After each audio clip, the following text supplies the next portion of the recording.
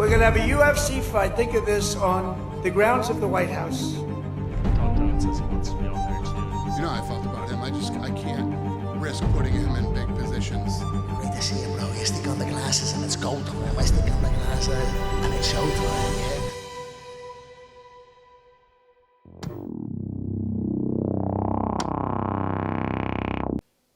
It's no secret that I love MMA, so much so that I've even begun my journey in training mixed martial arts.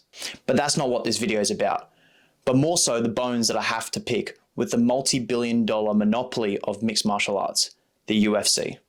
As DC said perfectly on a podcast with Mighty Mouse. People say stuff like, do you watch UFC? I'm like, the sport's called MMA, bro. I always talk to people like, what do you do for them? And I was like, oh, it's a professional fighter.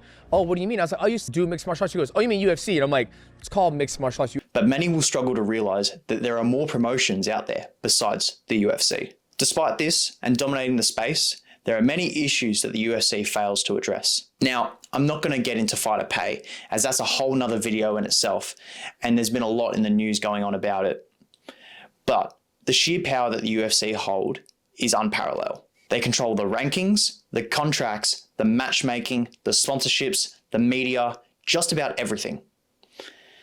There's no real competition like this in football, basketball, boxing, or any sport around the world.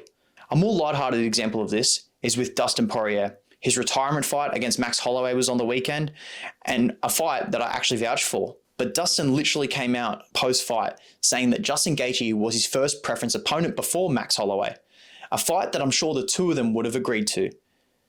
For a legend of the sport, that's not what I would have expected to happen.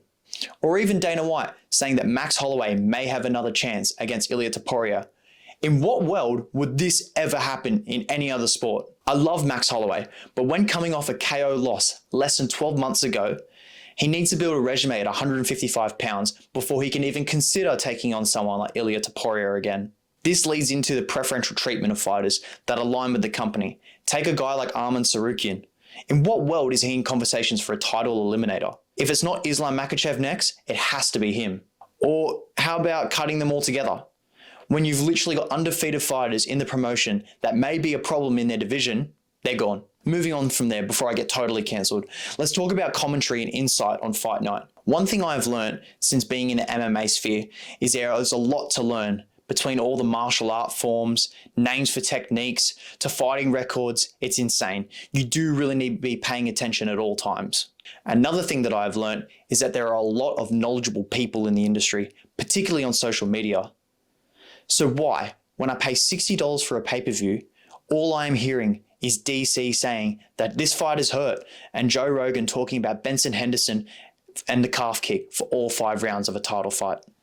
And look, I'll admit, when you've covered and done as much as Joe Rogan has for the sport of mixed martial arts, you have to put your hands up, but just give me a bit of diversity on these cards.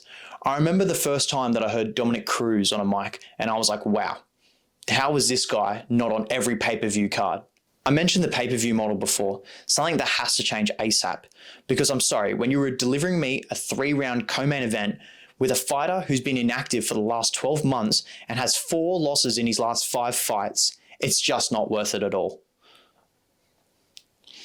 We used to get fight nights like this.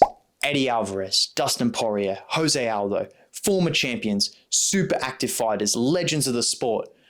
But when you're giving me cards like UFC 318, when one fight doesn't have a single implication on the title, what are we doing here? I just feel the whole idea of caring about matchmaking and feeding the fans isn't what it used to be. Speaking of matchmaking, when I see this whilst I'm watching UFC 318 on the weekend, it just seems unorganized. Like, how don't you have a co-main event or have at least announced it 4 weeks out from the UFC pay-per-view? Like, it just doesn't feel like there's much thought going in at all. And finally, the thing on every fan's lips at the moment, the UFC White House card. Politics and everything else aside, looking at this strictly through the lens of a fight fan, this is going to be insane. But the UFC have to absolutely nail it. When I hear names like Conor McGregor and John Jones being thrown around, I'm sorry, but can we just move on as a fan base? The fans are sick of it, and I totally agree with what Dana said yesterday. I'll play the clip now. John Jones says he wants to be on there too, and he says he would fight whoever the champion is at that time.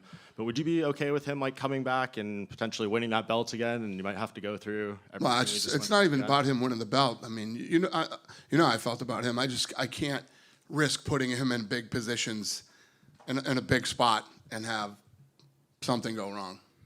Make it stacked, make it fun, and give the fans what they genuinely want, as this is going to be one of the biggest moments in sports history.